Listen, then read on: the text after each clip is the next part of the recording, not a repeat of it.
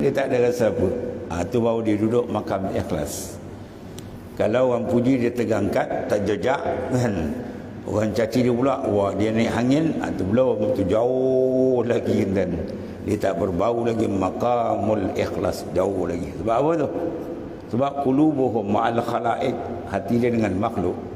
Orang yang ikhlas ni qulubuhum ma'allah, hati dia dengan Tuhan. Maka yang dia nak redha Tuhan, yang dia seronok pujian Allah, yang dia takut murka Tuhan, bukan dia takut murka manusia dan bukan dia harap pujian manusia. Pujian manusia tak masuk dalam kepala dia. Itu orang mukhlisin, orang yang betul ikhlas. Kita test kat diri kita. Kita tasawuf, kita tengok kat diri, ada tak benda tu? Kalau orang puji kita rasa mana? Kalau orang caci kita pula rasa mana? Kalau orang fitnah kita ke apa, ada tak? Kalau ada lagi benda terkuat tu, maknanya apa tu? Kena bersihkan lagi.